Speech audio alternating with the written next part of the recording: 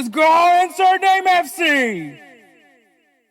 What is up, everybody? My name is Hector Flores, host of the Insert Name FC podcast, member of the BellyUpSports Media Network. You can find us on all things podcasting, Spotify, Apple, Pandora, whatever it is, you'll find us there. And of course, you can find us also the video version of these podcasts on YouTube. Just find us at Insert Name FC. And of course, you can also find us at GolzTV, GOLZ.TV, the Hulu of soccer original content here in the United States. This episode is going to be, it's actually going to be a pretty straightforward episode. It is just me. I was going to have somebody here to talk with overreactions and headlines, but unfortunately things didn't work out due to some unfortunate incidences. But hopefully we can bring this person on for a future episode once he is at 100%. But this episode, we do have overreactions from this past weekend. We do have headlines to talk about, some juicy headlines, specifically to talk about players of the week, give you guys some games to look forward to this coming weekend. We do have the NWSL Challenge Cup coming up, kicking off the NWSL season, so be ready for that. And closing it out with our five-a-side draft segment, which will feature a very much personal friend here at BellyUpSports, which is Jared Klim from the Corner Booth podcast. So if you guys know a little bit, he's one of the leadership members here at BellyUp. If you guys ever checked out Corner Booth, check it out. It's a very fun discussion, but great guy, great, amazing energy. So very excited to bring him on to do a closing segment, because to be honest, he's not much of a soccer guy. So which is also the reason why I'm glad that he was able to come on, because I also want to hopefully invite other members from BellyUpSports to these closing segments, so they see that, hey, Jared's on here. You know, you don't have to know much about soccer or football, whatever you want to call it. You don't have to know anything, because there are some things that you can do besides on the show and still help promote your show as well. So to anybody in the BellyUpSports family, if you guys want to come on, we have closing segments for you guys to participate in as well. So there is that. But yeah, that's really all I got, man. There's going to be a lot of really cool stuff this episode. But I do want to touch up on one thing. And of course, as many of you guys know, I am a millennial. I am 32 years old, and I grew up with this specific TV show,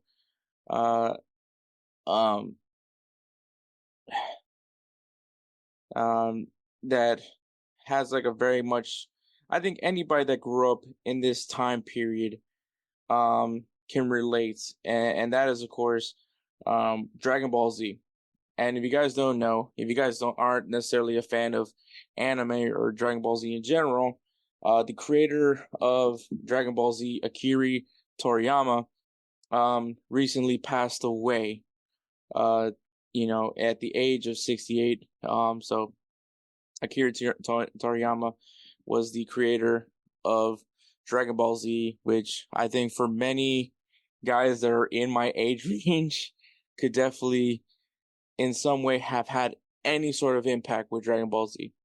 Now, I'm not going to sit here and tell you that, oh my God, Goku's story was really moving for me. No, I just love Dragon Ball Z because it was dudes just fight. It was the ultimate bro show. Like, there's a lot of bros out there that can definitely relate to Dragon Ball Z, being that it was a show that we watched. It was one of those prime Toonami era, coming home from school, putting on some Toonami and watching Dragon Ball Z, watching who Goku was going to fight and how he was going to do to save Earth. So it was, to me, just an awesome, awesome show. I really enjoyed it. It was, like I said, there's a lot of nostalgia into it. So a lot of guys, especially in my age group, I know for a fact we're huge fans of Dragon Ball Z, and all the levels of it. Have I watched Dragon Ball Z? I haven't watched it in a long time, but it is still a big chunk of my childhood. And for many people, this was their first anime, their first real anime. Once again, I don't deem myself an anime guy. I will never deem myself an anime guy.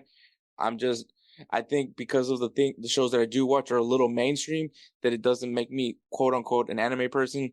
I do love anime. I do like watching anime, but like once again, I'm just not well endowed in the anime space to have like a legitimate opinion about it.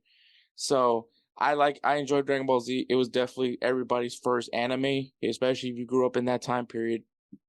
And me and Edward are two prime examples of it. Edward and I watched a lot of Dragon Ball Z as kids.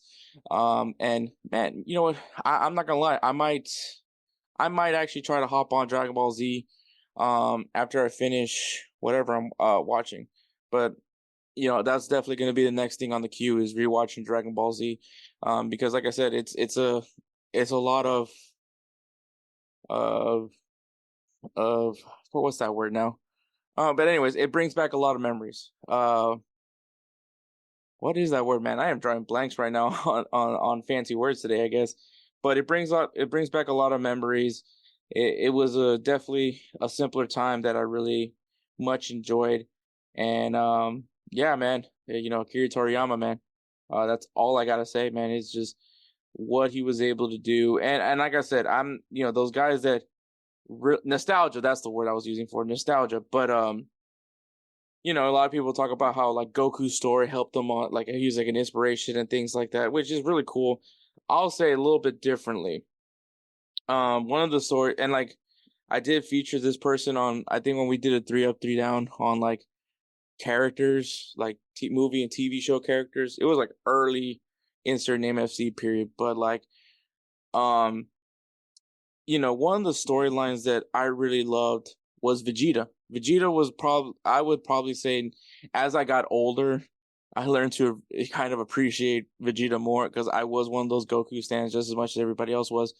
But I think what I liked about Vegeta was that Vegeta grew. Like he had a lot of growth in Dragon Ball Z. This man originally was someone that was coming to Earth to destroy it, to annihilate Earth, keeping up with the quote unquote learnings of what a Saiyan is supposed to be, the superior race, if you will.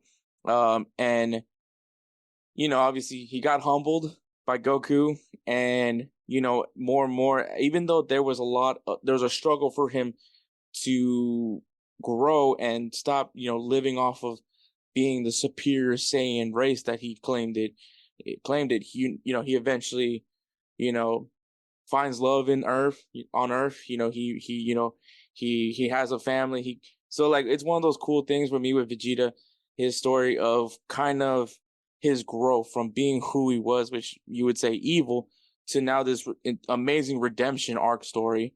So I liked it a lot. It was awesome, and I think it's one of those things that like I always look back in some weird sense is like redemption, and I think I've said this plenty of times on the podcast as well, is redemption is in fact possible. And I think if it wasn't, weirdly enough, as a kid watching Vegeta grow, I don't think that I would have really understood that. But like I said, redemption is very much possible. It just depends to who matters to you that gives you that redemption. And so I think with Vegeta being how he grew through the show to becoming a human hater to then loving a human and even having his own human child, and his growth as a character, I think was probably one of my favorites. And now that I like talk about this even more, I just realizes how much I love Vegeta. So, really cool. No, I know Goku all day, but Vegeta, I think I just love Vegeta's growth. I think Vegeta, like as character development goes, Vegeta is like the prime example of great character development. So yeah, and everyone I've had this, it wasn't for Akira Toriyama. So thank you so much, man. You brought this show to the masses, and it's now become this symbolic thing. And you guys are probably wondering, what does this have to do with soccer? Which, a matter of fact, like I said, my age group, a lot of people my age love Dragon Ball Z. We saw the Dragon Ball Z theme celebrations all through time.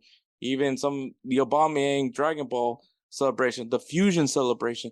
So like, yeah, it does work. A lot of people love Dragon Ball Z. It's a very much well loved. The tifos of Dragon Ball Z. So as a matter of fact, it does have a lot of significance to the world of soccer because people love Dragon Ball Z. And Akira Toriyama, once again, thank you so much for creating this world, the world of Dragon Ball Z, because if it wasn't for you, the impact wouldn't have been there. So thank you so much. It sucks that you're no longer with us, but you left an amazing legacy nonetheless. So now that I said my piece, man, like I said, overreactions, headlines, players of the week, games to watch, and a five-a-side draft with Jared of the Corner Booth podcast. So it's going to be a fun show. Can't wait. We'll see how it goes. So we're going to go ahead and take a break and then go straight to overreactions. Are you ready to elevate your sports betting experience? Look no further than DraftKings Sportsbook. Why choose DraftKings Sportsbook? Unmatched variety. Bet on your favorite sports leagues or discover new ones to follow. Live betting. Test your instincts and feel the adrenaline as you bet in real time while the game unfolds. Promotions and boosted odds. DraftKings keeps the excitement going with a range of promotions, odds boosts, and special offers. And a user-friendly interface. Whether you're a seasoned bettor or new to the game, DraftKings' intuitive platform makes placing bets a breeze. Ready to dive in? BellyUpSports has partnered with DraftKings Sportsbook to give you an exclusive offer. Sign up at dkng.co/BellyUp150 and new customers will get $200 in bonus bets instantly when they bet $5 or more. Don't miss out on this opportunity to take your love for sports to the next level. Sign up today and let the games begin. Please gamble responsibly. 21 years or older. Eligibility restrictions apply. See website for details. And we're back. Make sure you guys follow us on Instagram, X at InsertNameFC. Check us out on TikTok at insert.name.fc for all the stuff you want to see as far as we're posting on social media. And of course, clips from episodes that we record. So you'll see some clips from this episode, as a matter of fact. Hopefully, if you did see some clips, gave you a reason to check out this episode. So thank you for that. But my overreaction for this week is so Montreal, the Montreal Club de Foot of Montreal has slayed the Dragon. Not really. They beat Miami. It was a really fun game, 3-2, very competitive game. Should have been 5-2 to be honest, because what's the guy's name? Caracao, I think that was his name. I'm not really well informed on Montreal. I should probably put more emphasis on learning some of these players, but Cocaro, he had two clear. I'm not saying this as like being oh yeah, it was so obvious. No, it was like the goalkeeper was not even within the vicinity. Like it should have been just an easy goal for him. He had some very clear opportunities. He missed out on it, but nonetheless, Montreal took advantage of Inter Miami that there was no Messi on the pitch. And that might be the one asterisk that many people would probably argue is that there was no Messi on the pitch. But nonetheless, they beat Inter Miami. I mentioned it on Wake Up MLS that it's going to be interesting to see how Tata Martino rotates the squad when they pick and choose. And so for some people, they're like, oh my God, this team is so trash. The reality is now, if you're Inter Miami, especially if you have Tata Martino as your manager who does have MLS experience, which I keep wanting to put more emphasis on that. He does have MLS experience. He knows how to win this league. It's not necessarily being the best team in the regular season that wins you the MLS Cup. I think we saw that prime example last year where St. Louis SC, no, I don't want to take any jabs on my St. Louis SC friends, but they won the Western Conference. They got knocked out on the first round. You look at FC Cincinnati, they were the Supporters' Shield winners. They got eliminated by the Columbus Crew. So just because you're the best team on the regular season does not guarantee you're going to win the MLS Cup. And all that really matters is if you make it to the playoffs. If you get in the playoffs, you got a shot. And Inter Miami, I've said it, even though I prematurely picked Orlando City, which is not looking good for me right now. But looking at Orlando City, but I picked Orlando City to win the MLS Cup this year. We'll see how that turns out for me. But not like I have any bets on that. But what I'm saying is that you don't have to be the best team at the end of the season to win. It's the teams that do well in the playoffs that can flip that switch once it comes to playoff time. Columbus Crew was by far the best team. No one would argue it, and they were not first place in the Eastern Conference. They weren't first place in the Western Conference. They weren't the Support Shield winners. But everybody knew when it came down to it, they were going to be the team that could go the distance. Inter Miami has a very solid team. They have a very solid core of players that when it comes down to it in a playoff scenario, I think they can cause some big damage.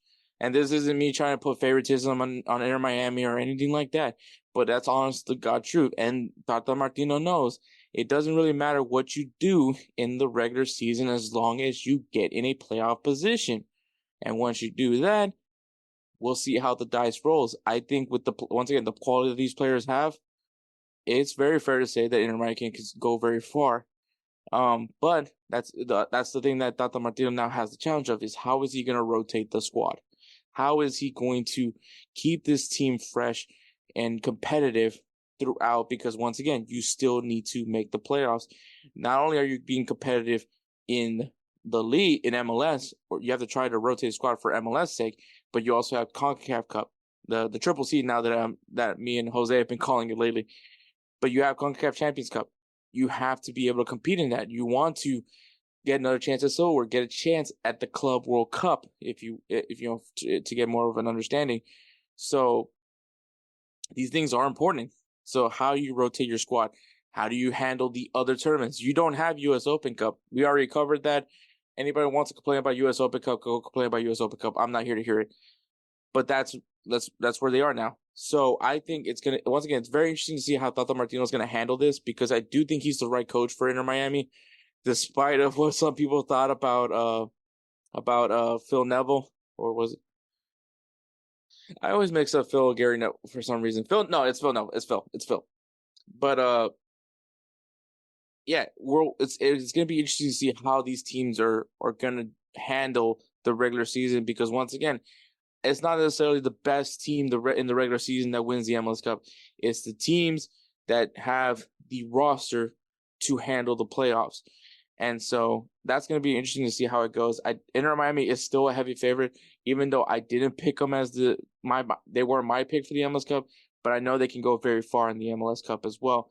Orlando City, not looking good for me right now, but it's still early in the season. We'll see how things shake out. Once again, it's not the best team that wins. You just have to make it into playoffs. I do feel very comfortable with what Orlando has. If they're able to make it to the playoffs, I think they can make a very solid run and possibly lift the MLS Cup. So I still stand by my pick for Orlando until somehow I see them in not a playoff position. Then I will be kind of having to eat my words. But till then, we'll get there when we get there. But that is my overreaction.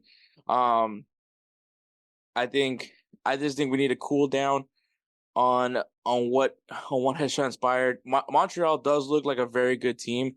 I don't really keep up with them, but I will say they look very solid. They took advantage of what they needed to. It's like those options when they ask you at EA Sports FC when you do your post match interviews. And if some people even do that anymore, but if you do your post-match interviews, one of the questions that they ask you is, oh, this team is terrible, but and it's like, you don't pick who you play against. Like, you have to go against who you have to face. And even though Montreal did not have to face Messi, did not have to face Luis Suarez, they had to face who that they faced. They won their game. And, anybody can say what they want, but Inter Miami, despite being down 3-1 initially, ended up losing 3-2. I believe that's correct. I think they did lose 3-2. But despite that, I would say still, once again, have to be, stay focused and keep running their form, because I believe Montreal they did win 3-2. But yeah, Montreal has 2 wins and 1 draw.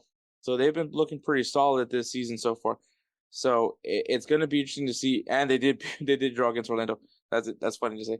But so Montreal looking pretty solid. So it's still early, but let's not overreact when teams are losing, especially this early in the season. Like, let's see what happens come September, and then we'll start looking at standings. Because honestly, that's always been my mentality when it comes to like longer seasons. So like even like MLS, like I wait till after All-Star, and I actually has the same approach with baseball as well. I don't start looking at standings until after All-Star break, and then I'll start caring about the standings.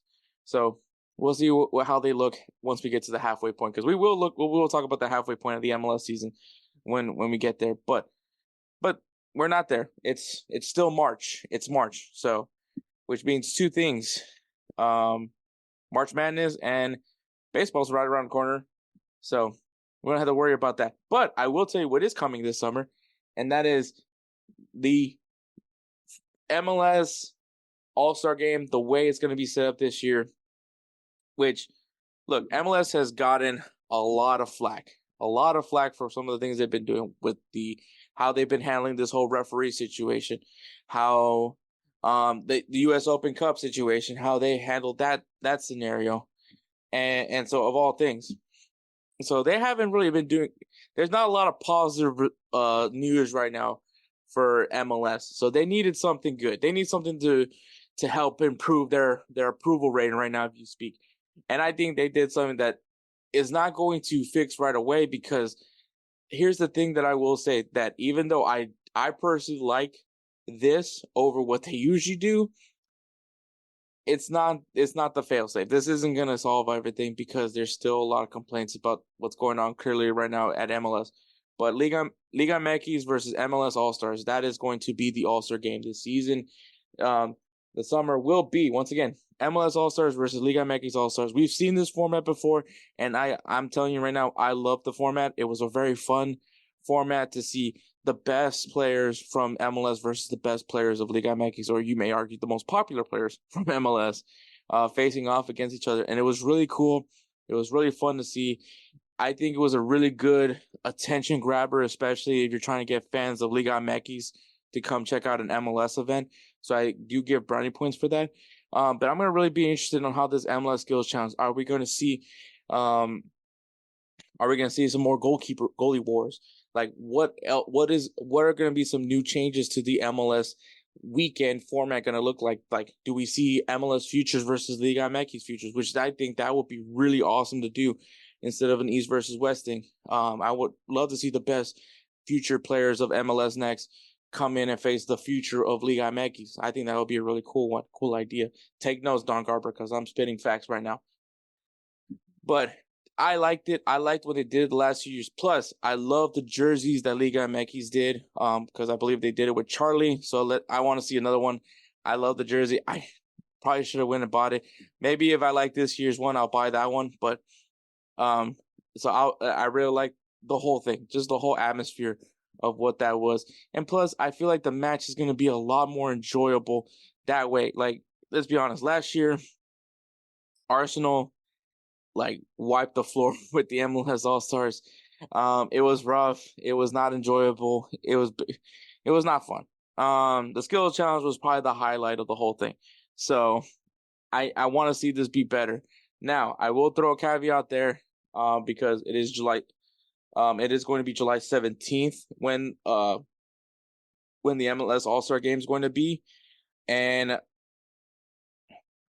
I'm not entirely sure, but I'm about to check right now, because the Copa America will be finished July 15th.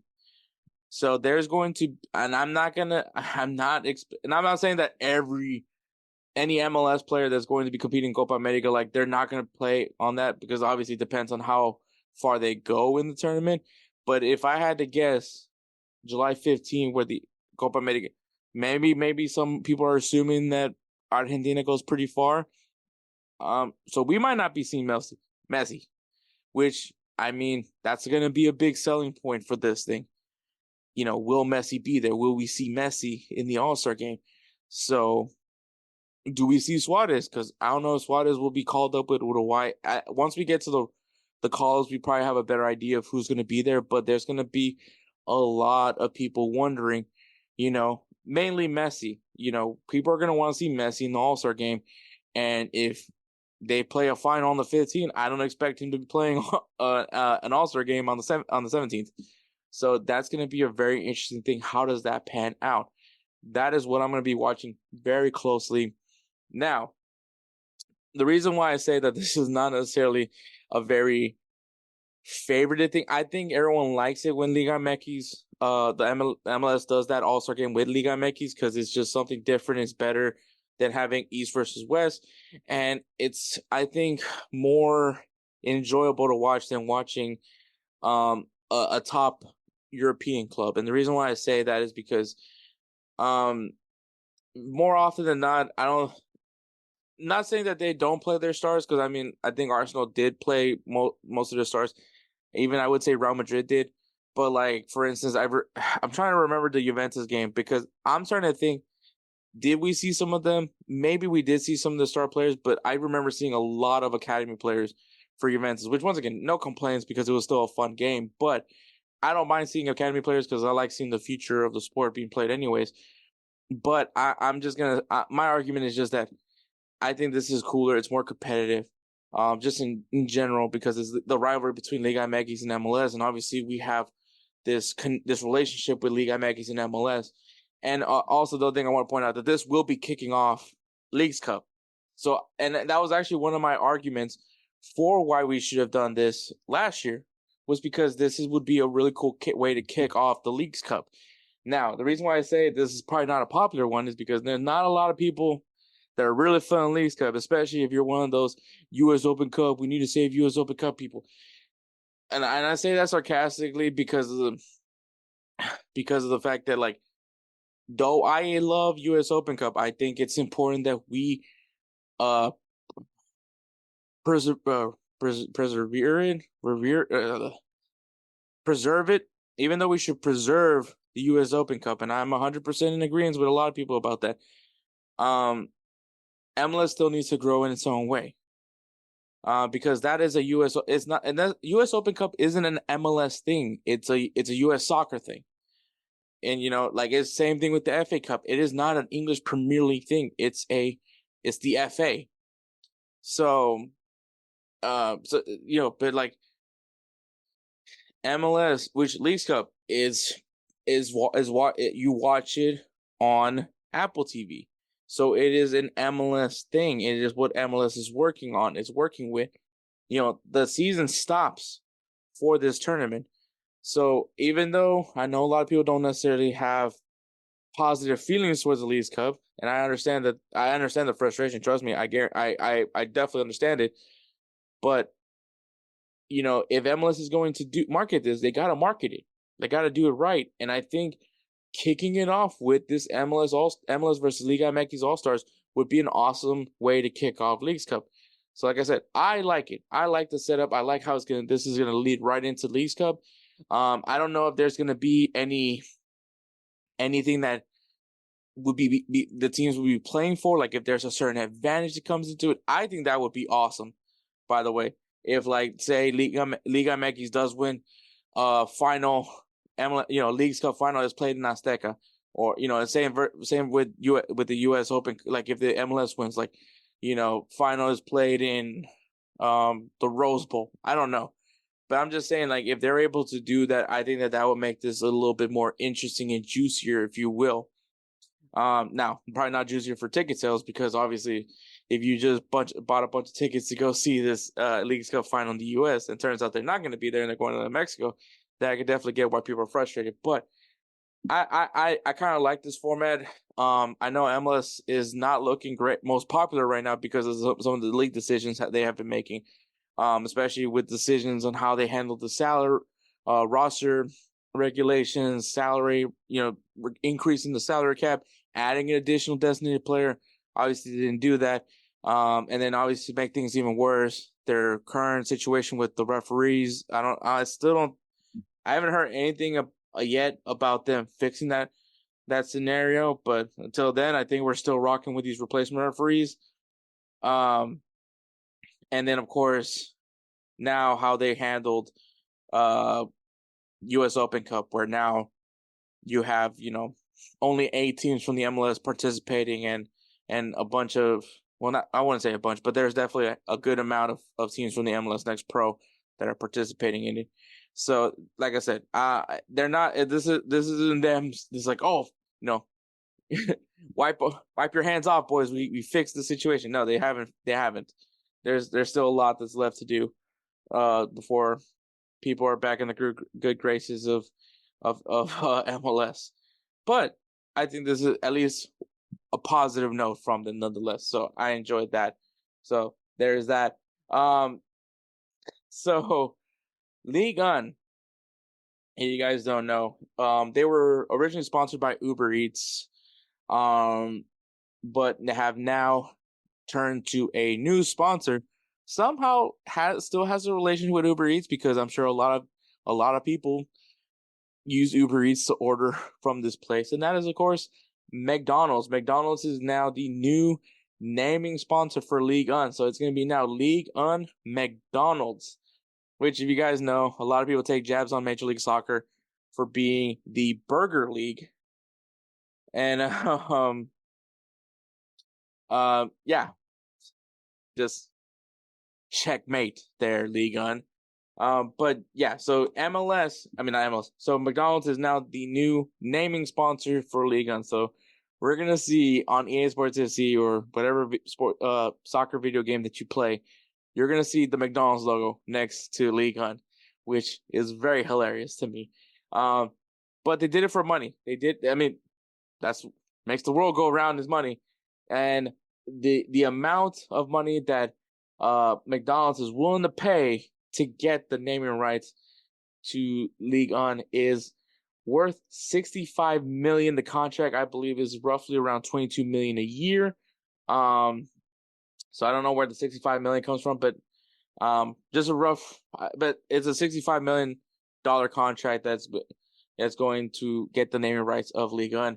So if you guys want to understand what Uber Eats was essentially paying roughly around $17.5 million for the naming right to Ligue 1.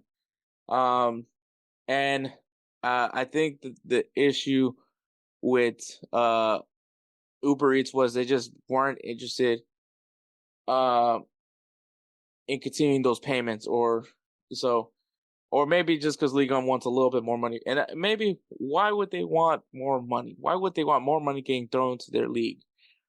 Well, you are probably going to be losing your biggest star, at the end of the season, and that's obviously Kylian Mbappe. Where is he going? I have no idea, but we know for a fact that he will not be returning to PSG. So a lot of views are going to be leaving, Ligue 1, because now there's no Mbappe. Why else should I be watching this league?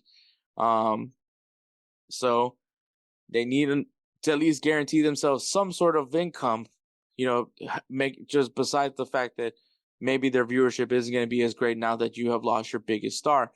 I still think people are going to watch Ligue 1. I would probably tell you I'd watch Ligue 1 games whenever they come on TV. So there's not that worry, but it is at least good to address that concern for the league's sake, because we do know what happens when big stars do leave certain leagues. I mean, when Messi and Ronaldo left La Liga, let's be honest, it wasn't like people really cared too much to watch that league anymore. Once the Ronaldo stands left Ronaldo, and I'm sure the Messi stands left Barcelona, which can be either here or there. But I know that but now you don't have a reason to watch La Liga if you didn't have Messi and Ronaldo. Even though I'm a La Liga stan, and I will honestly tell you that I would watch La Liga regardless. But that's me. But you're competing with these other leagues. You're competing with with all these leagues. You got Serie A. You got Bundesliga. Serie A and Bundesliga are, not. I'm gonna hold up yet on Bundesliga, but Serie A has gotten significantly better over the years. Let me see. Oh man. Once again I activated my phone because because of the word the name of the Italian league. But anyways, they've gotten better. They have gotten tremendously better, and it's because of the rise of AC Milan. It's the rise of Inter Milan. It is Napoli, what they had last year. It isn't very open league. There's parity. So now it is more attention grabbing because that league has gotten better. Bundesliga, I will say there's some potential there if teams like Bayer Leverkusen and Borussia Dortmund can elevate their playing. I mean, if Leverkusen can win this season, it's definitely going to be A lot of people are going to have a lot of eyes on this team, especially at the rate they're going. They might be doing something pretty historical. But there's potential there with Bundesliga. Obviously La Liga, despite of what is going on. Look, I'm always going to put it number 2 because once again, I understand that the English Premier League is going to be the most entertaining league in the world, but I still like La Liga. But as far as popularity goes, maybe it's not number 2, but it's number 1 to me. And then obviously you have the English Premier League. So La Liga, even with Mbappe, was still like the 5th best league in the world, at least in Europe. And some may debate that they're probably not the best, that they shouldn't even be in the Power 5 when it comes to the top 5 leagues in Europe.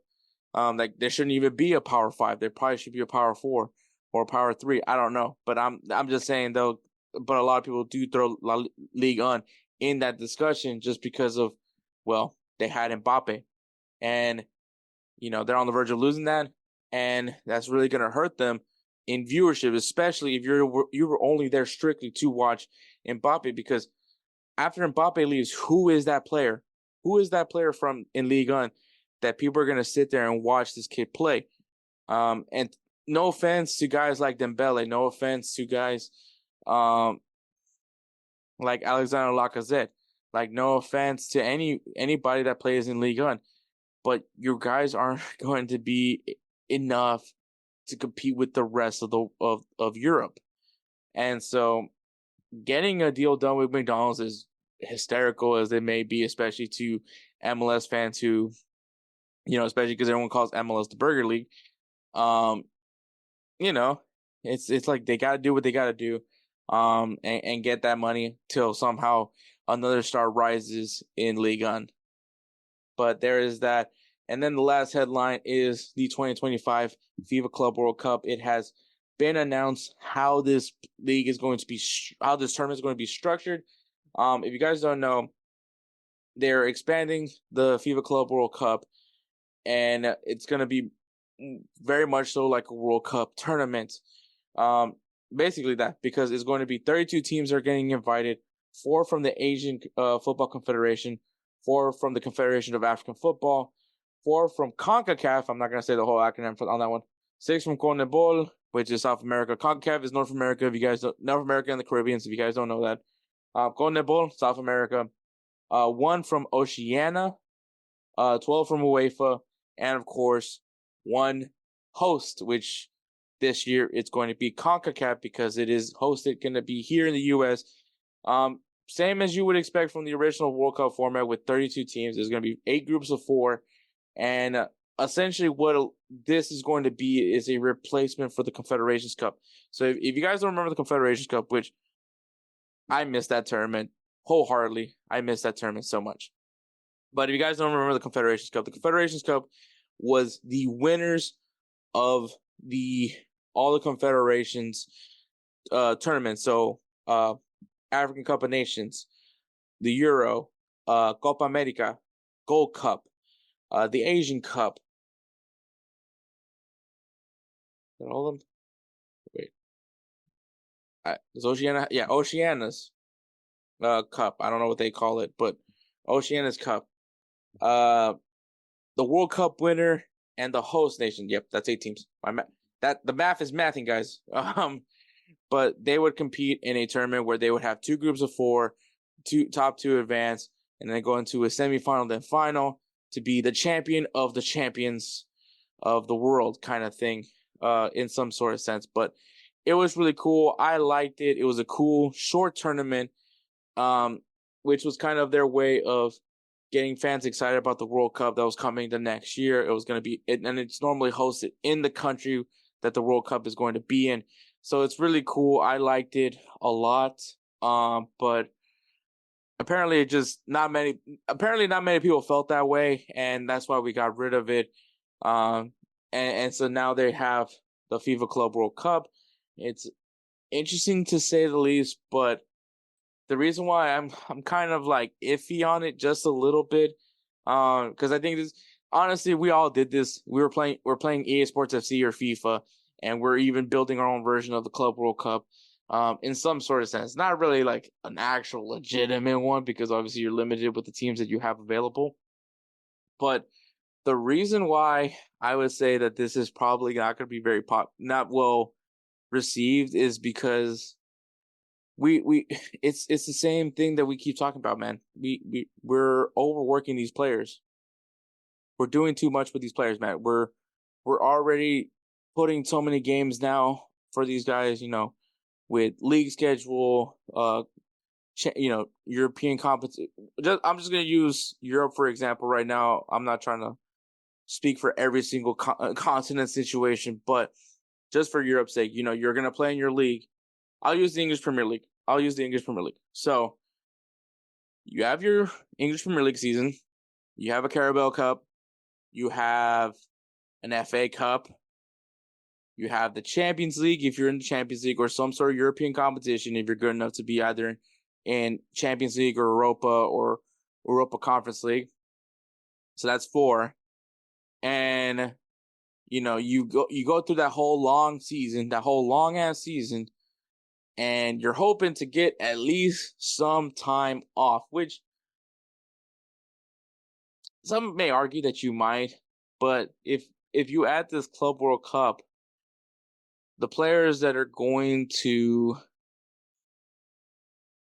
that would be essentially their time off. They're not going to get that time off because now they have to stay in the training facility, train longer, and get ready for the tournament, getting ready for this Club World Cup. And then this is also throwing in another wrench in the whole thing, but it is the summer transfer window.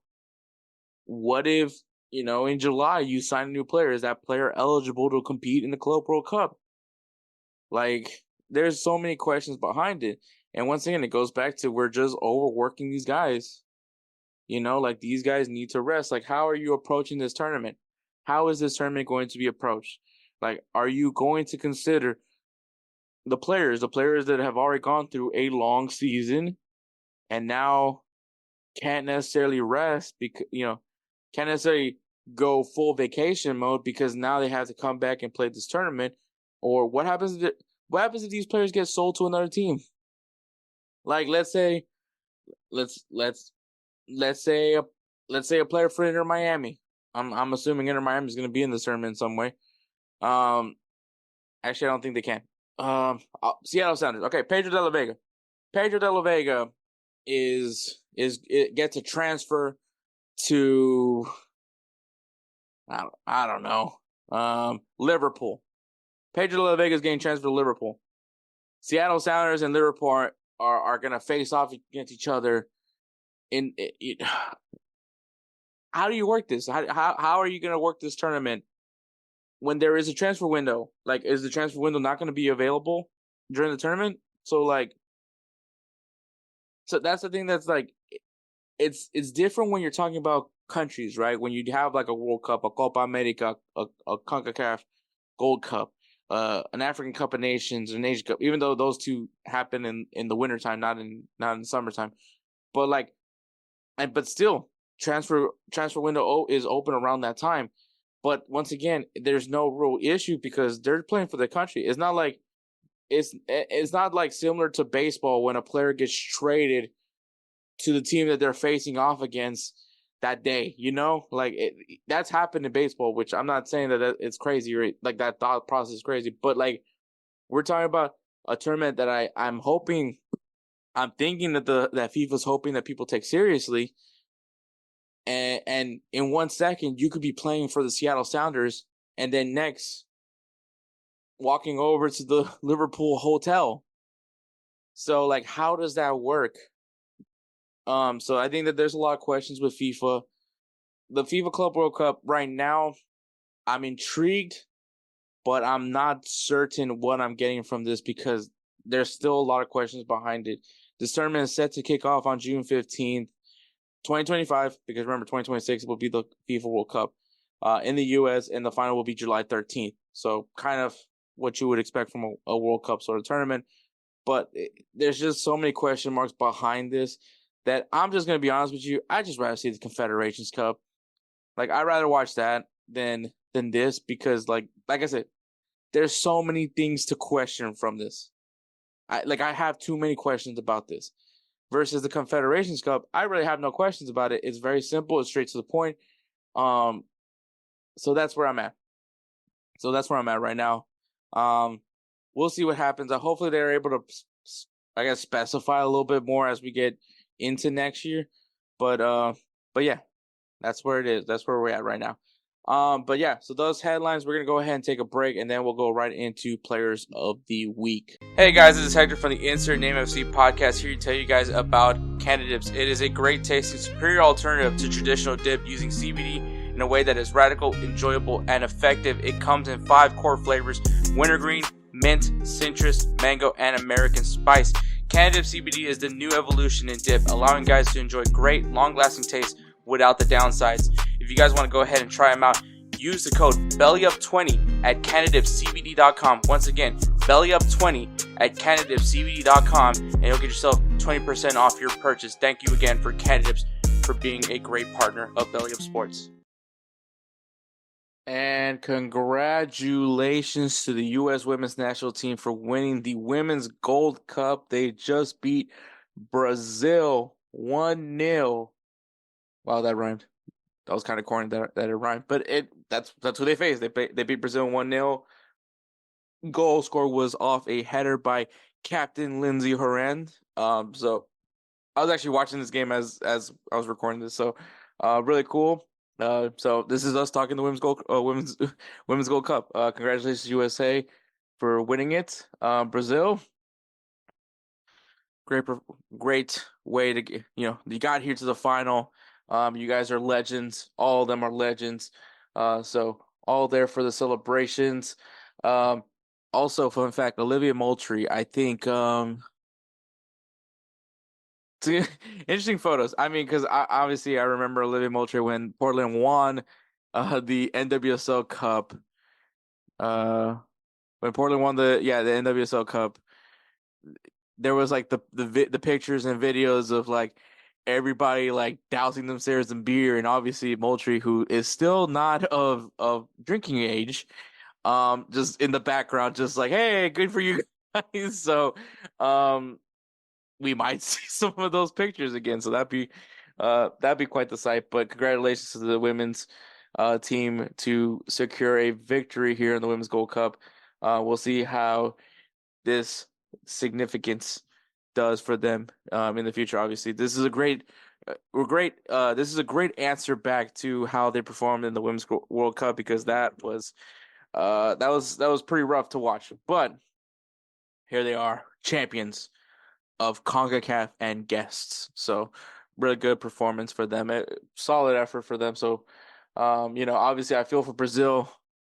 Strong culture as well. Definitely sure they would have wanted to have won this thing. But here we are. All right, Players of the Week. Players of the Week is brought to you by SeatGeek, man. SeatGeek is an awesome website, awesome app, however you're using it. But it is a ticketing site. You can find tickets that best fit your needs for any sporting event, theater, music, anything. I guarantee it's going to be on SeatGeek, man. If you guys go ahead and use our code BellyUpSports at checkout for your first time purchase at SeatGeek.com, you'll save yourself $20 off your first purchase. So once again, use that code BellyUpSports to get $20 off your first purchase. But Players of the Week is for Edward is Christian Pulisic, who scored the winning goal in AC Milan's 1-0 victory against Empoli. So the LeBron James of soccer makes his appearance for the Roosevelt Spencer Player of the Year race. So there's that. And my Player of the Week is Harry Kane, who scored a hat-trick in Bayern Munich's 8-1 shellacking of Mainz. Look, it is very much in Bayer Leverkusen's hands to win the Bundesliga. But it is also up to Bayern Munich to handle their own and hope that the dominoes fall in their hopes. Is it going to happen? Probably not. But you know what? These kind of wins are important to give confidence to this team. So we'll see how that goes. And I believe they're also moving on to the next round in the Champions League. So there's also that for them as well. But those are our players of the week. Congratulations, Christian Pulisic and Harry Kane. I just realized I saluted to Christian Pulisic and Harry Kane for being our players of the week. Guys, if you guys want a vote, if you check out the community on YouTube, but also check out all our social media platforms on the post for Players of the Week. We'll have a link. That link will take you into a Google document where it actually has all the previous Players of the Week pairings, and you can vote to give those each individual groups an extra vote for the Roosevelt Spencer's Player of the Year award. So right now we are now counting any extra votes right now. We're not going to count it till we officially close Players of the Week announcements to tally the votes and see who is our Roosevelt Spencer Player of the Year, or if there's going to be a race for our Roosevelt Spencer Player of the Year. So we will close out, to make things easier, we're going to close out Players of the Week announcements after the first week of December, and then we'll let that 2-week period, I guess, if you will, before we get to our. Actually, we'll close it out in December. To make things simple, we're gonna close it out in December, tally it up, and then obviously for our end of the year episode, announce our Player of the Year, and that's how it's gonna work. Now that way we ended at December, so that we have that grace period if there needs to be a vote for the Player of the Year, we do it then. But if you guys want to solidify some of these players a chance to get a shot at the Player of the Year award, well, the link will be available once again on all our postings for Player of the Year. Click on that link, go ahead and vote for your players, and it's going to be open throughout the year till December, where you will continue being able to vote, and hope that your guy wins it. So there is that. Like I said, on every post that we have for Player of the Week, you will be able to. The link's gonna be right there. Always is going to be there. I'm gonna do my best to make sure that the link is always there, amongst other things when I'm trying to type up the posting for it. But the link will be there. You guys go in, vote for your Player of the Week, and help their chances to win the 2024 Roosevelt Spencer's Player of the Year award. So once again, congratulations, Christian Pulisic and Harry Kane, for being our Players of the Week. Once again, if you guys go to SeatGeek.com or use the app SeatGeek, and you use the code BellyUpSports for your first purchase, you will get $20 off your purchase at SeatGeek. Thank you, SeatGeek, for being the presenting partner of Players of the Week. We do have some games coming up this weekend. We have NWSL Challenge Cup. We have Gotham FC, best name in the league, in my opinion, taking on the San Diego Wave, and Angel City FC taking on the new expansion team, Bay City, which I'm guessing is San Francisco. I'm just gonna guess. But so it's a triple threat of Californian teams facing off this weekend, and of course the NWSL champs, starting their campaign for a possible repeat. Maybe we'll see. They're stacked. We'll see how it goes for Gotham. They got a sick name. The jersey color is cool, so I love everything Gotham. Even though I love my dash, but they're kind of cool. I wouldn't blame myself if I want to get some Gotham swag because it's Gotham. But anyways, gotta continue. I'm really beating that with a dead horse right now. But in Turkey, we have Trabzonspor taking on Fenerbahce.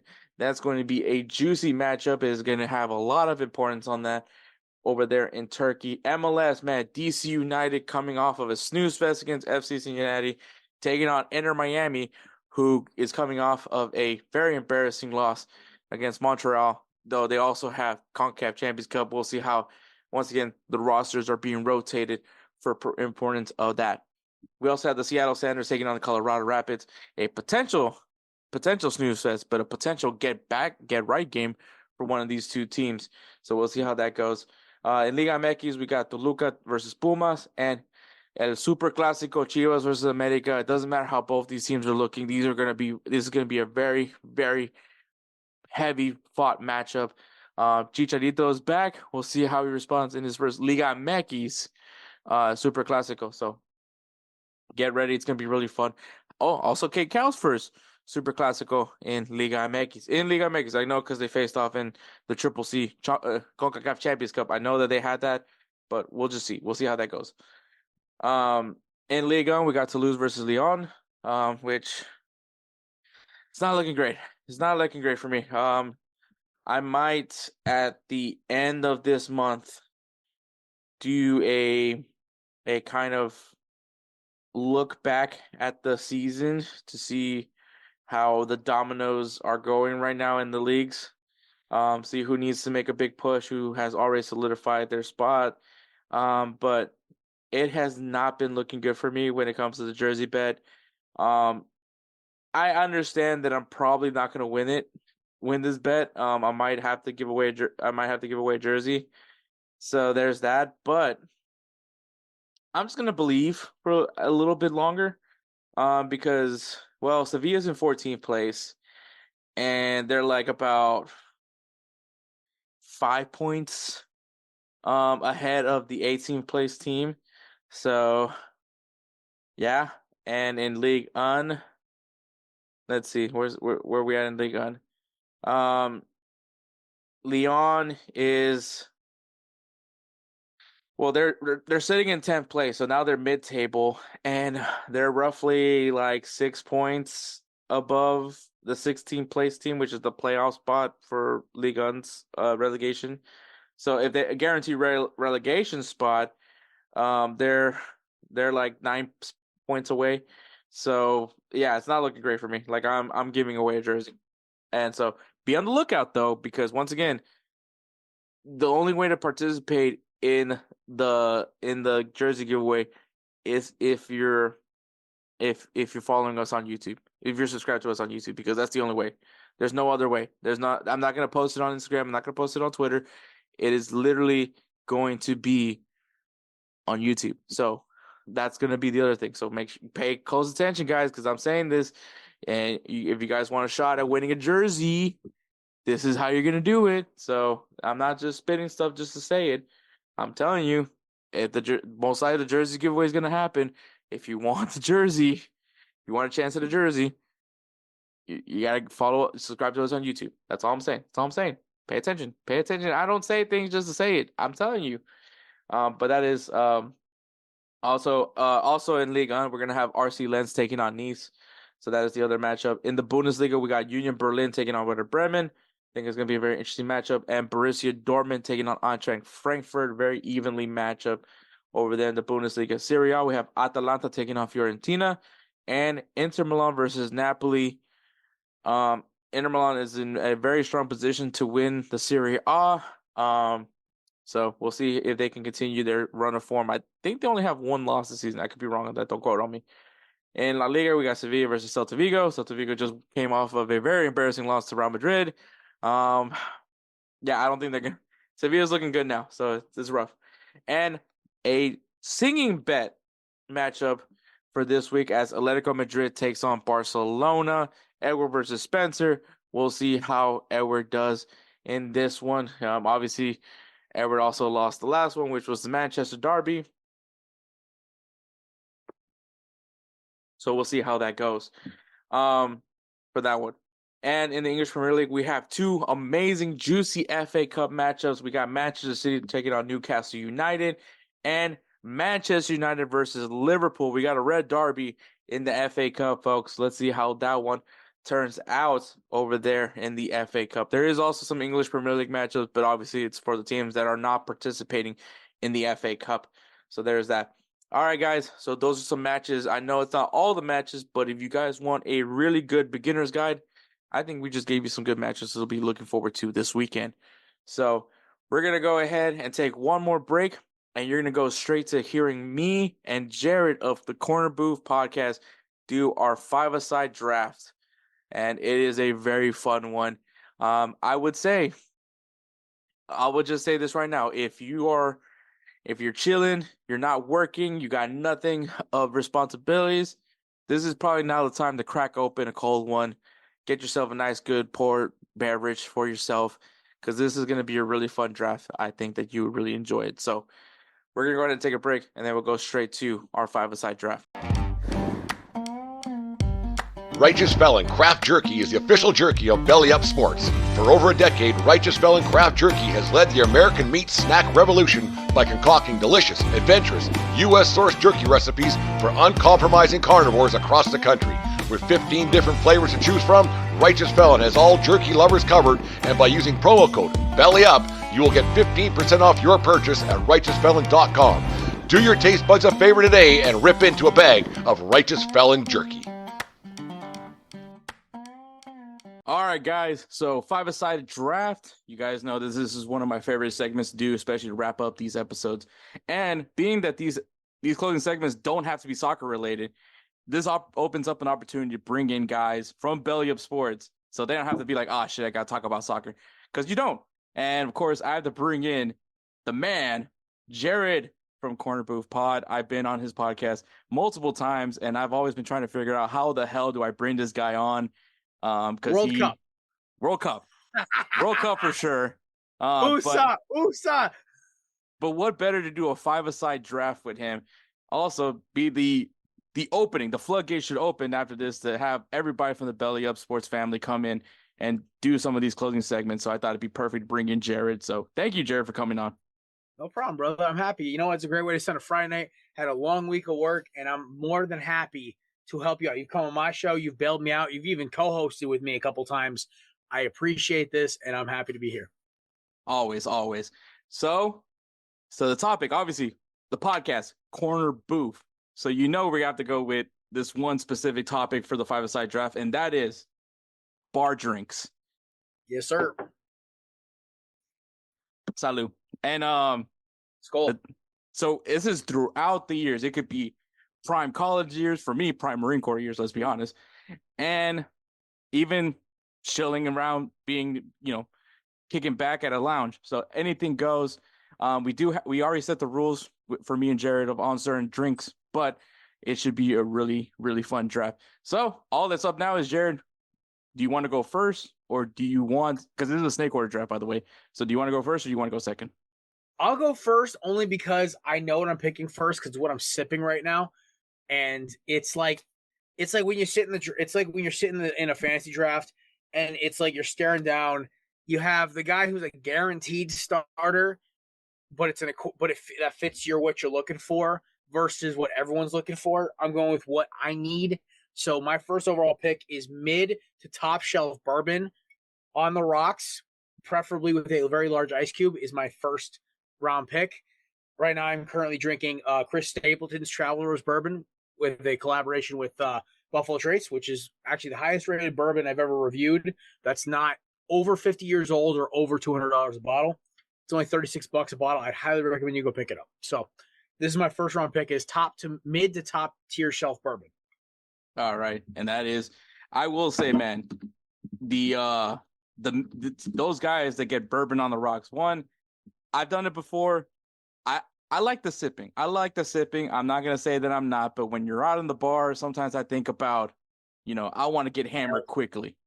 Well, but if you're the cool guy, laid back, lounging, I think it's a very good drink.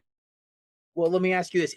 So this is my thinking, right? So it depends on your strategy. If you're trying to get fucked up fast, then yes, rack up the shots of Jack Daniels. Let's get after it. We're getting redneck stupid. But this is class. I'm talking, this is top class. This is called I am driving, or either I'm here for a long time and a good time. So usually my repertoire is I go IPA or like a decent beer, and then I go bourbon. Then I go back to beer if they have good bourbons. If they have shit bourbons, I'll just go straight beer and then a shot of Jack or something. But if they have, like the other day I was at a bar and they had every flavor of the single barrel Jack Daniels, I was like, I want that. So I got like the $80 bottle of Jack. It was like $28 for a drink. I was like, oh yeah, this is totally worth it. But that's the thing. It's like you're out there to have a good time, and like having a glass of bourbon at the bar. One, you look fucking cool. Yeah. I don't know if I can curse on the show. I've never been on here before. Yeah, you can. Fuck, shit, ass. You can go. Yes, sir. All right. As I'm the most notorious cursor at BellyUpSports, according to Josh Mahler. That being said, it's a cool look when you've got a bourbon in your hand too. Also, it's kind of a nice palate coater. So it doesn't matter how shitty of a beer you drink after this or how crappy of a tequila shot you drink. It kind of needs a nice coating. So having that nice base, and also I'm a bourbon guy. I always have been, so it makes sense for me. So that's my first round pick. After I went full ESPN and did a 5-minute explanation. No, but I mean, this is number one pick quality. I think I agree 100%. Bourbon on the rocks. That is high class of its own. So I do agree with you. I'm gonna go with what I know best, especially when I'm thinking about a young Lance Corporal Flores, not even 21 yet, but found a way to sneak into the bar. What am I drinking? I want to get fucked up quickly, and I want to look like I'm having a good time quickly. And that is the tried and true, oldie but goldie, Jack and Coke. All righty. I respect it. Simple, clean, enough sugar where you're going to hurt tomorrow. I love it. Yep. It's the safest drink to get. It's not one, you can order that for your friend and your friend's not going to be mad at you. Yeah, no. Like, I've had my friends order me Jack and Coke before, which I'm not a mixed drink person by any stretch. And I'm like, all right, whatever. Like, this works. I mean, I might slam it. Like, it might be down in about 3 sips, but like, I'm not mad about it. Exactly. That and Jamie and Ginger is the other one I'll do. Like, just I'll slam like easily. That is another good one. Good one for sure. And then this is a personal favorite for me. It's what I grew up on. It's not my favorite beer by all means, but it is what I grew up on, and that is Corona. So you're taking the imports off the board. I'm taking the imports off the board. All right. You know what? I appreciate that because Modelo and Guinness are two of my go-tos at the bar, so I really appreciate the imports pick. It's a good, solid pick. Yeah. Also, one of my favorite things to do at the bar, I'm just going to say this, especially if it's a pack night, I like to go straight to the bartender and get me a fucking bucket, and I'm just chilling with the bucket, so I don't have to make multiple trips to the bar. There was this fucking genius. I did this one time, and I didn't realize how bad of an alcoholic this made me look. Oh my god! And it was so I walked. So bro, this place was packed. It was a UFC fight, of course, of all things. So it's wall to wall. You got honeys, you got guys. Everyone's like moving around. I know exactly what you're talking about. So I get in, and I immediately was like, look, I'm not coming back on this bar, and if I do, it's gonna take forever till I get a drink. Let me just order a fucking bucket. So I order the bucket, and then I come back to where all my friends are, and immediately one of my friends were like, "Oh, awesome, Hector, you got a bucket for all of us." And I was like, yo, sure. I'm like, all right. So I handed out cash or Venmos. That's how it's gonna be tonight. I was just like, sure, yeah, that was the plan. Yeah, all y'all got me next, right? Like, who's got me next? That's how I'd be. Like, I never had to go back to the bar after that. So, attaboy, that's the way it works. I mean, I had to do that once where like the only way I've noticed that is when I'm in a packed bar and I was on a date with this girl. She was certified dime piece. Like, I was definitely like McAfee in my covers. I was out punting everything, and I was out with her. And I'm like, I walk up to the bar with her. Bartender saw her, walked right up to us. I was like, I bet she's the ultimate cheat code. I never had to wait more than 5 seconds that night. It was great. So she goes, I'm like, see, what do you want? She goes, all right, I want a vodka cranberry. I'm like, bet. All right, what do you want? So I'm like, Modelo, Guinness, light flavor. And he goes, got you. Whole night. I never had to wait more than 5 minutes. It was great. My boy who was there riding solo, he goes, Jared, I'm about to dip. I'm like, why? He goes, dude, UNC are blowing through beers and drinks like crazy. I got served twice. Bro, it'd be like that. It honestly is. No, it'd be like you bring a nice looking lady with you, and you are set. That's how it is. Or I've noticed this too. Depends on what neighborhood you're in. If you are a decent looking dude and there's a attractive female bartender who looks like she's about to try to get after it, you will get served fast. Also I was on Martha's Vineyard, and literally me and my boys were getting served. I was getting served first before my boy. Listen, I love my cousin, I love my boy who was with us, but I'm definitely the best looking one there, and I'm also like the most, I guess, muscular and the most facial hair. So I was the one getting served first, and I was laughing my ass off because these two are waiting for their rum and cokes and their IPAs. I'm sitting there slamming Coors Banquets. I was like 4 deep before they even got served. It was great, but I appreciate That's the best kind. I'm going to kick it off hard though with pick number 4. Speaking of Coors Banquets, we're going with cheap American beer. That range is anywhere from Miller Lite to Busch. It is the game changer. It is the fastball. It is the wide receiver that runs a 4.35. It is tried and true. Definitely. You can drink 6 of them. You can drink 16 of them.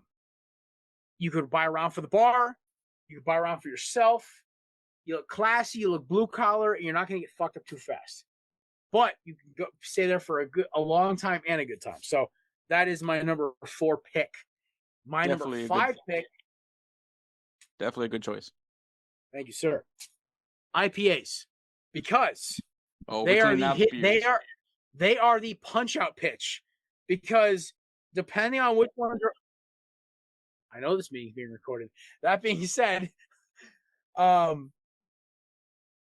if I'm not driving, the first thing I do is I aim for whatever high ABV IPA I can get if I'm not driving. I'm like, that's my baseline test. That is me if I'm a pitcher trying to press, or if I'm like, I don't know the equivalent. I guess trying to get rush on goal early, or try to like set the tone. Like that is me trying to set the tone early, is just high ABV alcohol IPA, like 8-7%. Just get it started, get a good baseline going, especially if I ain't driving. So that is and also with IPAs, you have so many flavor differences, profiles. Like the other night, I was at a bar around the corner, and I was drinking like these low alcohol Hawaiian IPAs. I had 3 of them, and I was sober as a nun. And you know what? It was great because it was a good combination with the fish and chips, because I was trying to be a good Catholic boy and not eat meat. Mm-hmm. So it was a good time. So I love how that works. So IPAs are, I think, the most versatile beer style besides the American cheap American style. Like, so yeah, IPA is definitely it. But that is my 4th and 5th pick. I agree with that one, man. With the IPAs, I think it's also like you look like a knowledgeable beer person. You may not be. I'm not saying that everyone that drinks IPAs are, but it looks like you know some shit if you're able to like specifically pick like an IPA. So I definitely think that, like, especially if you're trying to like get some attention, I think it's a very unique order to get an IPA. Also, like when you're ordering a drink for yourself, obviously what you order shows a lot. And if you order a Busch Light as your first beer, everyone's gonna be like, all right, this dude he's white trash. The worst thing, so like, if I'm gonna go hang out with my boy and I've never gone to drink with him before, or I'm gonna go hang out and like we have a whole group of people and I don't know half of them, I always will make a judgment off of what they order. I can tell you exactly what kind of person you are about what the first drink you order is. So for me, I stick to it simple. I'm like, I'm looking at the menu, what they got for IPAs. I pick one I know, easy, or bourbon on the rocks, or like a Coors or a Miller Lite. I stick to the simple, easy things I guarantee I know. But like, if you order a Bud Light or a Blue Moon, I'm automatically judging you. Fair point. I'm automatically judging you. If you order a Corona, either you are from Texas, the Texaco area, or you are a basic white boy. That's there's only 2 differences. See, Hector, you're from Houston, my friend. You are of Mexican descent. You get to have all these great excuses. My Irish friend from work who orders a Corona every time we go out, I have to bust his balls because I'm like, dude, you are so basic. He goes, why? I'm like, what? I'm gonna order Guinness? I'm like, no. There's like 15 other beers here. You ordered a fucking Corona. You know what it tastes like. You know what? If you really want to call him out, if he actually puts the lime in it, call him a bitch. Because I don't put limes. No, dude, I hate limes. that shit. So I was on a date with this girl. I was back in college, and I literally, she goes, can we order Coronas? It's tomorrow's Cinco de Mayo. I'm like, me and her were going to a party next day. I'm like, sure, whatever. And I'm like, hey, bud, I was already a Modelo drinker at this point, or a Dos Equis. Corona, I'm okay with, but in the Mexican beer hierarchy, it's Pacifico, Modelo, Corona, Dos Equis, and then Tecate. No, you're not wrong. You're not wrong. Tecate means that I'm gonna die tonight. You're not wrong. That's a very good hierarchy. It's a very good hierarchy. So I'm like, all right, on my bed. What do you want to order? She goes, all right, can I get 2 Coronas? I look at her. I'm like, really? She goes, all right, come on, have one. And she has 2 Corona Lights. I'm like, no. Extra. If you're drinking Corona Light, that's cat piss. That is basically cat piss. Mm-hmm. Corona Extra tastes great. Modelo, Oraro, whatever the fuck the locale is great. Modelo Negro is one of the best beers I will ever have in my life. That's a good one. I think that's a Mexican porter, I think. Or their special edition ones they only sell to like Mexican cantinas around the country are amazing too. But she ordered this one and she goes, can you put limes? I'm like, I look at the guy, I'm like, not mine. He goes, all right, bet. And she goes, why are you not having a lime? And I'm like, first of all, the right way to drink Corona is straight up, and it's an extra, not a light, and not with lime. I'm like, do I look like I'm a tourist? Come on. Yeah, you got to educate yourself, man. This Come man on. knows his stuff. This man knows I his have stuff. consumed way too much alcohol in the form of hops and beer to not drink Corona the right way. Yeah, no, it's funny because like, so in the Marine Corps, whenever you do somebody a favor, they usually pay you in beer or some sort of alcoholic beverage. It's funny, and that's how it is in the blue collar world. So I'm not gonna lie. nobody, no, I'm still fairly new to the unit, but I did a lot of favors for people, and everyone just kept bringing me Corona, and it was just like, and I remember finally my gunny asked me, he's like, "Hey Flores, do you even like Corona?" And I was just like, "Well, it's not my number one beer choice. If you guys want to know what's my number one beer, it's Shinerbach, which is a Texas beer. Boy. Because I'm a Texas boy. But, Yes, sir. But when it comes to, like I said, Corona, I grew up on it. It was like one of the things that my dad always drank, and so I eventually ended up you drink what your dad drinks. Yeah, so, exactly. Miller Lite for me. So I drank a lot of Corona just like my dad did, and and then also everywhere you went, it was just Corona. Shoot, you watch Fast and Furious, you see Corona. So I mean, as I got older, though, I did taste more other beers, and obviously Pacifico, just like Jared said, is my number one choice. Just because of the darker beer, and that's why I kind of like Modelo Negro more than anything else too, as well, because it's the darker beer. So I've learned to it makes sense because I like Shinerbach. So very good choices. But going back to this draft, so my pick, and I would say it's kind of like the cousin of the bourbon on the rocks, because when you order this, you look like a man of class as well, and it's also a very good choice. No one's gonna say anything to you if you order this, and that is an old fashioned. Yes, sir. My favorite mixed drink. I love it. I'm not even mad you took it. I love it. Also, great value to get it at this part. But yeah, when you order this drink, one, people are gonna see that. You're gonna see it in the glass that it's in. It has the little, I don't know if it's a blackberry or a blueberry. I forgot what it's some sort of berry, and that little orange slice right there, the orange peel. You look like a classy guy, similar with the bourbon on the rocks. You just look like you're a man of class, and you order it. You look like you're knowledgeable about alcohol. Are you? Probably not. But it's also a really good drink to sip and enjoy the rest of the night, similar to a bourbon on the rocks. But yeah, like I said, cousin to that, the old fashioned. And my number 4 pick that I'm going with here is going to go, sticking to the Mexican fiesta theme. Another good drink to have is a margarita. There you go. Listen, H, you got like the ultimate home run hitter base right now. All of them are good. I'm only gonna say I'm gonna go nuclear with my next one, only because we haven't done it yet. Nobody's even attacked this yet. I'm gonna go shots of whiskey. Now, this could be Jameson, Jack, Jim. Hell, I've been at a bar where one of my buddies who worked on Wall Street ordered shots of Bullet. I'm like, dude, I sip Bullet. He goes, yeah, not here. You sip Johnny Blue out here.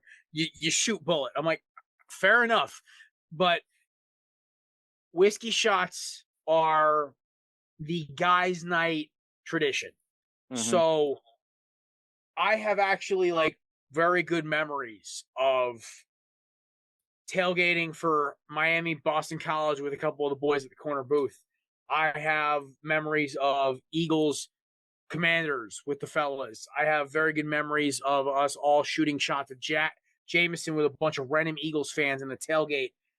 You go back to Diamondbacks, Yankees, Diamondbacks back in the day. Like, I have great memories of doing shots of whiskey with people. Now, tequila shots are great, but tequila shots also lead to fights. Whiskey shots is camaraderie because not everyone can handle their whiskey, and there's always that one dude who suffers a little bit when it's going down. Also, by the way, pro tip, the best chaser for Jack Daniels is Coors Banquet. Don't believe me, try it yourself. Just do I it can agree like to that. Yeah, it's the flavor profiles and the creaminess of Coors Banquet. It almost gives you like a vanilla taste in your mouth. It's incredible. I randomly discovered it while trying to outdrink a 21-year-old college girl at a frat party. Nice. When I was 26. Don't know how I ended up at a party, but it turned into a college party when I was 27. I'm like, I'm the oldest dude here, except for my boy who was 29. I'm like, I'm the oldest dude here by at least 4 years. But, some 21-year-old girl is coming on to me. Me and her are just drinking shots at the bar. in this dude's basement, like this rich dude's basement. We're just drinking shots of Jack. And I grew up drinking Jack from like 18 to 25. So I was like, oh, this is easy. And I'm like, you know what? I don't feel like fucking burning my mouth. I had a whole case of Coors Banquet bottles with me. I was like, all right, bet. So I started sipping that way. I was like, oh, that's perfect. So it also is the reason why New Year's 2022, I don't remember much of. So Pristine, man. Pristine. And last but not least, I'm going to go with one of the original drinks of True Gentlemen. This is the only time I go off of the dark liquor. It is for, besides margaritas, this is the only time I go off dark liquor for mixed drink. Is the tried and true. It is one of the classic drinks coined by our good friend, Mr. Ted Mosby of How I Met Your Mother. It is the gin and tonic. The gin and tonic. I am a very big gin and tonic guy. I will drink them all the time. Like, it's one of the few gin drinks I will drink. I have a buddy who all he'll do with gin is he'll mix it with juice. I love it. I call him Snoop, even though he's the whitest motherfucker I ever met in my life. And he is 5'4", and it's hilarious watching him drink that shit, but it's what he grew up with. His dad used to drink it. It's hilarious. That being said, I was exposed to gin and tonic to the age of 18 with one of my friend's dads drinking them, and he poured us them, and it was amazing. I don't know what he put in it, but like there's something about a gin and tonic with with 2 limes. It is phenomenal. It's that sleepy number 5 starter in my 5-man rotation where I went with like you know, I went with the unorthodox ace with the high class whiskey and the rocks. Then I went with like 2 beers. Then I went with a shot of whiskey, and then I went with the weird change up, like the knuckleballer with the freaking the southpaw guy with the freaking gin and tonic. To me, a gin and tonic, it's easy. You can order anywhere. You look classy. It's not too douchey where you're not like, oh, this guy's ordering a fucking gin and tonic. It's simple. Also, if you're cutting weight, it's not the worst thing to order in the world because it's like 110 calories per drink, and you get fucked up in 5 of them. So if you want to take that route, it's not bad either. That's a very good one. Very good one. I guess I gotta close this right, man. I gotta close this right. And I will say, in my time in the Marine Corps, there was definitely one rapper that definitely had a lot of influence on me. And that was the great Tech 9. Oh shit. Kansas City's very own Tech 9. This was the drink of choice for a lot of guys in my unit, especially when there's a very iconic song that Tech 9 made from it. We drank it. It was phenomenal. Exactly. It's crazy that there was actually bartenders that know how to make this drink. At least I thought it was crazy initially, but I guess I know what this drink is, and I'm from Connecticut, and I never served. And no, I mean, I just didn't realize that this was a very common drink, is what I'm saying. But of course, it's Caribou, which it's in the song 151 rum, pineapple juice. So it is a very enjoyable drink, but it will mess you up. It's a very sneaky drink. You will have the worst hangover of your life, guaranteed. It's worse than a wine hangover. You are literally feeling like somebody's just pounding your head with a jackhammer. Yeah, it does. It does. But remember, kids, the more sugar, the worse. Definitely. It is definitely that. But it is a really good drink. I had a lot of great memories with this beverage. And so that is one of the, I think at the end of it all, when it comes to, one, drink responsibly, obviously, but there's a lot of great memories that come from it. Obviously, a lot of my drinking definitely comes from my time in the Marine Corps, and a lot of great memories that I will never forget about it. Obviously, also my time in college and financial planning. College and financial planning, but also great memories. And of course, one of my favorite things to do is obviously go on the corner booth and have a drink with Jared. And also, I get to flex my other ball knowledge. A lot of people just think I just know soccer, and Jared has actually allowed me to talk my other ball knowledge. So I appreciate him for that always. But yeah, Jared, man, thanks for coming on. Obviously, no problem, I want to make sure, hopefully Belly Up, you'll be able to see this on the Belly Up YouTube channel as well. If you guys see this, this is what I'm offering to you guys. If you guys want to come on and do one of these closing segments with me. Just do it. It's fun. Like, I was excited for this all fucking day. Bro, this is Jared's debut. I got reamed out by my boss this morning, and I was like, oh, fuck, I don't give a fuck. I'm going to Hector's pod today. We going to be lit. Bro, this is Jared's debut on Insert Name FC. Jared's debut on a soccer podcast. What do you who would have thought? By the way, let's be honest though. Like I'm one of those. Like I'm a very interesting sports fan because I will say this. Like I will not follow soccer because I just don't have time. I'm obsessed with football, right? And then after that, it's baseball, and then after that, it's basketball. Like my basketball team has one of the arguably most exciting players in the history of the sport in the last decade, Anthony Edwards. I haven't watched the game except for 2 of them. I've watched 2 games all year. My college basketball team is 7th in the nation with 2 Naismith Award nominees. Watch 2 games. They're playing Duke this weekend. Haven't watched more than 2 games, right? Because it's all about the birds. It's all about the snakes. It's all about the canes. Shout out to Uncle Ed. That's how it is with me. But I appreciate the beauty of soccer. One of my favorite shows is Ted Lasso. It's not because of like I love Jason's Today because I love the human aspect of the whole show. My favorite part of the whole show is the fucking soccer element because I think it is one of the most interesting sports. The World Cup is one of my favorite times of year. I turn to a rabid USA fan. Like I wear a black USA flag bandana like the entire tournament. I'm cheering. One of my favorite moments is Jermaine Johnson beating the piss out of everyone in that group. I think it was Group C in the 2014 World Cup. Josie out there blowing his hamstring on the first 5 minutes of the Brazil World Cup. I remember all this shit. You know why? Because I love like soccer's fun. One of my favorite players, obviously, because my Polak is my man Lewandowski. You know, but Hector, I will try to educate myself more. 2-time Roosevelt Spencer of the Year award winner. Yes, sir. That being said, I will try to educate myself more so I can actually hold my own on your show. Also, my other favorite soccer player of all time refers himself as a lion. And in the third person. Greatest man of all time. Greatest man of all time. My dog's Zlatan, man. I can still play right now, honestly. Bro, he probably could. He's a top 5 player in the MLS if you laced it up tonight. Not even questioning it. Definitely. But yeah, thank you so much, Jared. Obviously, this is your time. This is where you can shamelessly plug everything that you want to plug right here, right now. Oh, that's dangerous. All right. Either way, you can find me and the Gruesome Twosome, Matt and Chris, at Everything Corner Roof Pod. That's on X, on Facebook, Instagram, TikTok. Matt just dropped a new TikTok with our boy Subi, hashtag Subi Knows, doing a bunch of college basketball knowledge as we get you ready for March Madness, obviously, because it kicks off in like literally 3 days.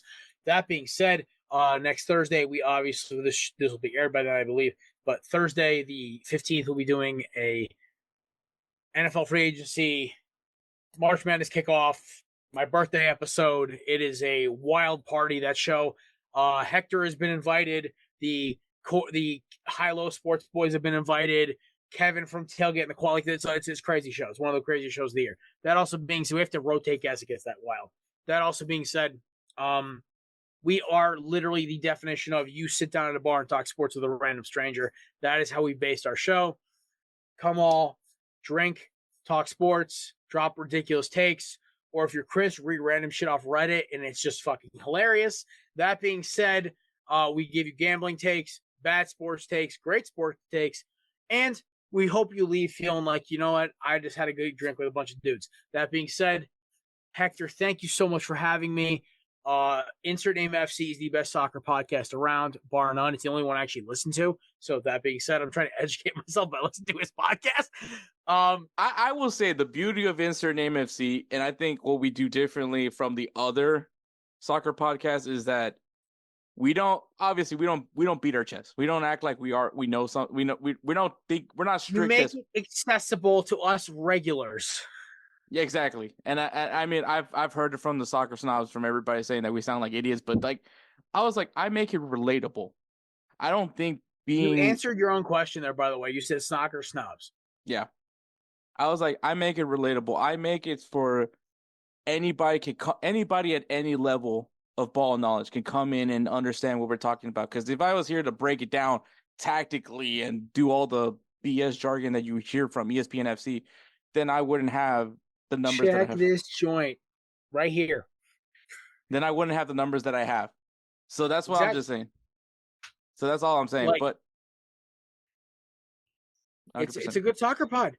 Listen, I'm not one to I don't push things I don't believe in. That's my biggest thing. Like, everyone's like, why did you drop Yeats as a sponsor? I think our promo code still works. I'm like, Because you ever see me wearing these sunglasses? Like, come on, like, fuck out of here. Like, I plug Mahler Bros because I wear Josh's apparel. I plug SeatGeek because I just bought Whiskey Myers tickets on their freaking website. Nice. I plug Candidates. I chew it every fucking day.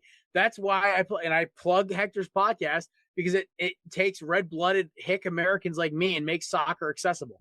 That's why I plug it. So there you go. I appreciate that, man. So thank you again. And we'll just go segue over and wrap this show up. So thank you so much, Jared. No problem, buddy. Thank you for having me.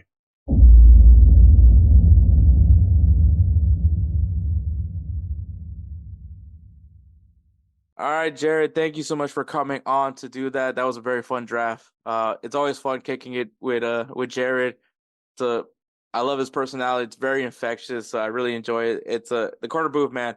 I really love getting on corner booth. It's just another way to show my knowledge of other sports. I know a lot of people think of me as just a soccer guy, but I know I could talk other sports as well. But yeah, so check those guys out. Live episodes every Thursday, especially as they're going into their 11th season over there on the Corner Booth Pod. So pregame, awesome show. Go ahead and check it out. You might see me there from time to time. Maybe not so much recently just because of my work schedule, but if I have a chance to get on the Corner Booth, I would go full send on that for sure. And of course, you can also see me and Jared at Belly Up After Dark if I'm ever brought in. He's the co-host for Belly Up After Dark. So we'll see how that goes. But shout out to the Belly Up Podcast Network. That's what, the family I'm very much proud of to be a part of. Check them out, BellyUpSports.com. Lots of great articles, lots of great stuff when it comes to the world of sports. We do things a little bit differently. I know a lot of people like to compare us to Barstool, but I think while we do have those similarities, there's definitely a little bit of difference when it comes to it at the end. But check us out, man. Follow us on Instagram and the X at Belly Up Media and at Belly Up Sports, so you're in the know of everything that's going on at Belly Up Sports. Also, check out GolzTV. Obviously, last week we had Jose Tejas on. But yeah, lots of great content over there, man. It is literally, if you are someone that needs soccer content, that wants to find soccer content, whether it's for your MLS team, whether it's for USL, or if you just want the American perspective on topics across the world of soccer, maybe like an insert name FC, if you will. Well, go ahead and check it out. It's going to be there on GolzTV, man. Go check it out. It is awesome. GOLZ.TV. Once again, GOLZ.TV. Follow them on Instagram at GOLZ.TV and on the X at GOLZ_TV. Thanks to Jose for bringing me onto the GolzTV. And you'll see me there as well on some of their original programs like Wake Up MLS and Yanks of the Round Table. So lots of great stuff. And check out some of their original programs. Shout out to Riley. He is back on GolzTV, and he is covering USL. So go ahead and check him out. Lots of great interviews I'm sure is coming that way over there on GolzTV. So check them out, man. It's awesome. And of course, if you guys like the beats that we have on the show, the intros, the outros, if you somehow think me and Edward can sing, well, it's because of this man, Roosevelt Spencer. He is the namesake of the Roosevelt Spencer Player of the Year Award. And the reason why is because the man is just simply the best. And we love all the hard work he does for us. He works really hard, especially right now where he's at his job. He has that dreadful third shift, and still pushes out great beats for us nonetheless. So if you guys need some beat work done, follow Spencer on his Instagram page at ThatGuyDope. Once again, at ThatGuyDope. If you guys need some beat work done, whether you're a musical artist, whether you're a content creator, maybe you have a podcast, maybe you have a YouTube channel and you need some original beats, because I know it is a struggle when it comes to having some music and you don't want to get hit with those copyrights. Well, Spencer is the guy for you to give you original beats, and so you have to avoid that dreadful copyright flag. So check him out, That Guy Dope, once again at That Guy Dope on Instagram. And thank you so much for listening to episode 166. Catch us next week for episode 167, which I'm currently working on I'm working on getting an interview, so hopefully there'll be an interview that episode. So thank you so much. Catch us next week for episode 166. Take care, guys. Remember these words. Work hard, study well, and eat and sleep plenty. That is the Turtle Hermit way. We must master the art of peace in addition to the art of war. The Turtle Hermit School will be with you always. This will be my greatest, most powerful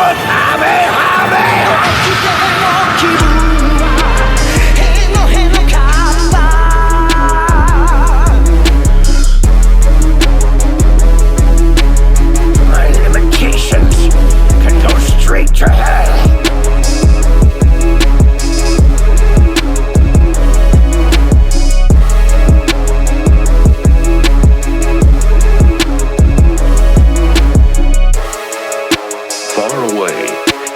Enchanted land that seemed untouched by the steady march of time, there lived an old master named Gohan, who found a baby boy abandoned in the wilderness of the region. The old master raised the boy as his own child, and marveled.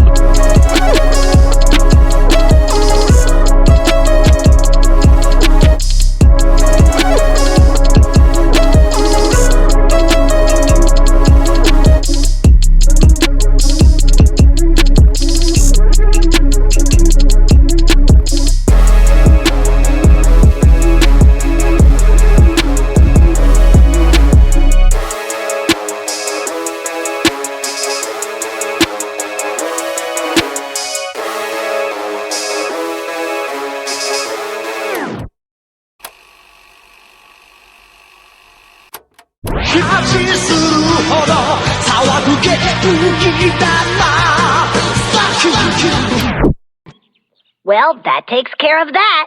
Almost legit.